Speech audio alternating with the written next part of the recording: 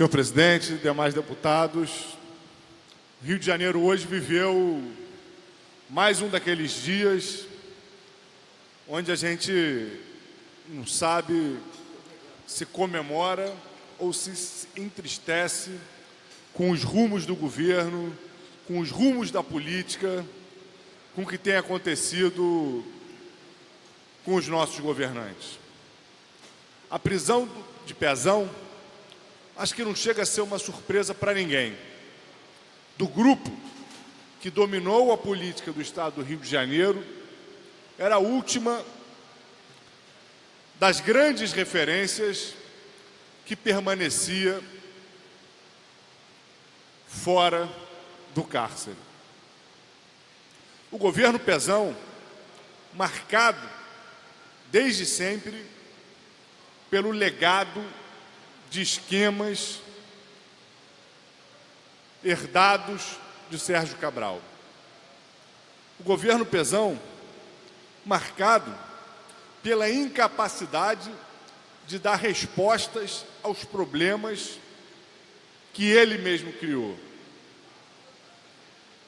Um governo que, acuado com as diferentes denúncias de que ajudou a quebrar o Estado do Rio de Janeiro com obras superfaturadas, foi incapaz de rever qualquer contrato. A Odebrecht permaneceu no consórcio que administra o Maracanã.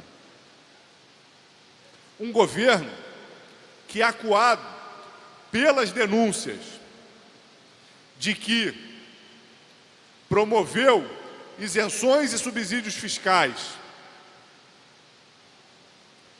para inúmeras empresas que favoreciam a cúpula do PMDB e seus aliados, foi incapaz de passar um pente fino nessas isenções e nesses subsídios. O resultado é que, para o ano de 2019, a peça orçamentária encaminhada pelo governo Pezão, ao mesmo tempo que prevê um déficit de 8 bilhões, prevê ainda a existência de 9 bilhões de reais em receitas perdidas pelas isenções fiscais. Pezão e Dornelles foram cassados pelo Tribunal Regional Eleitoral por abuso de poder político e econômico, por favorecerem várias empresas durante a campanha eleitoral de 2014 e receberem em troca dessas empresas financiamento eleitoral. Os dados cruzados são muito transparentes. Num dia, o perdão de uma dívida, no outro, dinheiro na conta do governador e candidato à reeleição naquela altura. Num dia, prorrogação de um contrato. No dia seguinte, mais dinheiro na conta do governador. Então, a prisão do Pezão não chega a ser uma surpresa, porque a gente sabe que tipo de esquemas Pezão sempre esteve envolvido. O que nos causa surpresa é ela ter vindo agora. Ela ter vindo só agora, quando ele levou até o final do seu governo todas essas medidas. Quando não há mais nenhuma serventia nos papéis que Pezão poderia cumprir para os esquemas que ele sempre atendeu e para a estruturação desses esquemas dentro do próprio Estado. Pezão já vai tarde. Mas a indagação que fica é: por que a Procuradoria-Geral da República, que pediu a prisão preventiva de Pezão, até agora não apresentou a denúncia contra o presidente golpista Michel Temer pelos diferentes esquemas envolvendo os portos, já desvendados pela Polícia Federal há meses. Por que a Procuradoria-Geral da República e o Supremo Tribunal Federal não avaliam as denúncias contra o senador Aécio Neves, agora eleito deputado federal por Minas, gravado, negociando propina, negociando esquemas de lavagem de dinheiro, tendo um próprio primo seu sido monitorado, recebendo esse dinheiro e percorrendo as estradas do Brasil com esse dinheiro. Aliás, nos faz remeter ao senhor Michel Temer, que segue governando depois do deputado indicado por ele, o senhor Rocha Loures, ter sido gravado com recebendo uma mala de dinheiro em ação monitorada pela Polícia Federal. O que nos chama a atenção nessa prisão de fim de governo não é o fato dela ter acontecido, é o fato dela ter acontecido só agora. Não nos tira da boca o gosto amargo de seletividade, de que quando a nossa justiça não tem selecionado seus alvos pelo papel político que desempenham, tem selecionado o tempo das prisões, visando preservar determinados elementos da ordem estabelecida, que são elementos que, para fazer valer de fato o combate à corrupção, deveriam ser destruídos. Ou alguém tem dúvida que as marcas da FETransport, nos marcos regulatórios do nosso sistema de transporte, continuam valendo? E a permanência de Pezão até agora na frente do governo foi fundamental para que a gente chegasse ao fim desse ciclo legislativo sem poder fazer essas alterações. Assim como a farra fiscal, a marca da pressão das empresas de transporte é uma marca que segue praticamente intacta. Aliás, algumas das poucas iniciativas que conseguimos fazer valer aqui nessa casa, que contrariam os interesses das empresas de ônibus, vêm sendo boicotadas e sabotadas pelo governo Pezão, como é o caso, por exemplo, do nosso projeto que estabeleceu a linha social de barcas na estação de Charitas. Até hoje, meses após a promulgação dessa lei por essa casa, derrubando o veto de Pezão, o governo se recusa sistematicamente a implementar a lei. Pezão e seu secretário de Transportes, Rodrigo Vieira, viam se negando a executar uma lei em vigor. Por isso, esperamos até essa semana, quando estava agendado no órgão especial do Tribunal de Justiça, a avaliação do pedido de liminar do governo para tentar suspender os efeitos dessa lei em parte de uma ação de inconstitucionalidade.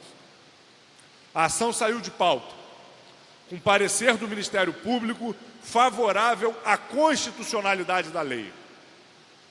Agora, nós vamos entrar na Justiça, acusando Pezão e seu secretário de Transportes de prevaricação. Se recusam a cumprir uma lei em vigor, porque essa lei atende às pressões dos empresários de transporte. E agora, nesse fim de ano, a gente se depara com uma situação inusitada. O atual governador preso. O governador eleito, sem uma bancada nessa casa eleita, com capacidade de colocar aqui qual é a sua agenda. e um impasse grave com relação ao futuro da SEDAI. A votação da SEDAI é uma das votações que os inquéritos movidos pelo Ministério Público apontam que teria havido interferência da corrupção no resultado da votação, com a distribuição de cargos ou pagamento de propinas sendo usados para fazer com que parlamentares votassem a favor da privatização. É uma medida prejudicial aos cofres públicos do Estado do Rio de Janeiro e ao desenvolvimento social do nosso Estado. Ela é prejudicial ao nosso desenvolvimento social e ambiental, porque tira do governo a capacidade de fazer a gestão das águas, algo que é estratégico para a soberania de toda a população, algo que é estratégico para o nosso meio ambiente. É um malefício do ponto de vista econômico, porque a SEDAI é uma empresa pública lucrativa, que depois da decisão do Supremo, que devolveu à SEDAI o imposto de renda pago indevidamente, fez com que a SEDAI recuperasse mais saúde financeira ainda e maior capacidade de investimento em saneamento. Anular essa votação já seria fundamental, mesmo se a votação não tivesse sido eivada por práticas corruptas. Mas foi. E essa casa anulou essa votação, colocando emendas em projetos que retiravam do governo a possibilidade de manter a SEDAI como garantia para o acordo de recuperação fiscal.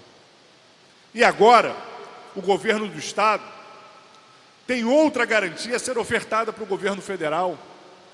Tem o dinheiro a receber pela própria SEDAI das cobranças indevidas de imposto de renda que ela foi submetida durante anos. Essas garantias somam mais de 4 bilhões de reais. É valor suficiente. Só que o atual governo, que disse ao longo de toda a campanha e segue dizendo que é contra a privatização da SEDAI, agora quer que essa emenda seja derrubada, que esse veto seja mantido e que ele volte a ter a possibilidade de entregar a SEDAI como garantia do acordo de recuperação fiscal para o governo federal. Essa casa tem a obrigação política e moral de não permitir que o governo tenha essa carta branca. A SEDAI não pode e não deve ser entregue. E eu aconselho o governador eleito, Wilson Witzel, a não fazer um cavalo de batalha ao redor disso. Porque a contaminação da agenda legislativa nesse final de ano, com um impasse sobre a SEDAI, pode dificultar a aprovação da extensão do Fundo Estadual de Combate à Pobreza. Acontecimento tão grave quanto qualquer negociação que possa ser feita no âmbito do regime de recuperação fiscal do Estado do Rio de Janeiro. A contaminação da agenda legislativa pode impedir a aprovação do orçamento do ano que vem, o que significa a incapacidade do novo governo iniciar o ano fiscal junto com o novo ano, ou seja, sem poder efetuar despesas, sem poder gerir de fato a economia do Estado do Rio de Janeiro. Deixe que a Assembleia Legislativa cumpra seu papel e derrube esse veto. E leve esse veto como um instrumento de força para renegociar com o governo federal os termos do regime de recuperação fiscal. O Estado do Rio de Janeiro não pode permanecer de joelhos diante do governo federal, diante de um pacto federativo injusto, que tem imposto perdas financeiras seguidas ao governo do Estado ao conjunto da população do Rio de Janeiro e imposto agendas negativas, destrutivas, como essa agenda de privatização da SEDAI. Nós, da bancada do PSOL, permanecemos firmes no combate ao desmonte do Estado do Rio de Janeiro, permanecemos firmes no combate a esses esquemas de corrupção, permanecemos firmes na oposição ao atual governo e ao governo eleito e permanecemos firmes na busca por uma agenda que retire o Estado do Rio de Janeiro da crise, sem empobrecer seu povo, sem dilapidar ainda mais seu patrimônio, sem ampliar as desigualdades, sem destruir o nosso meio ambiente.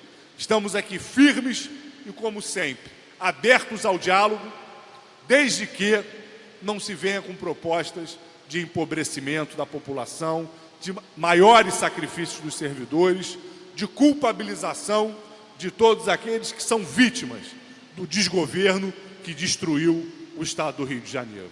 Obrigado.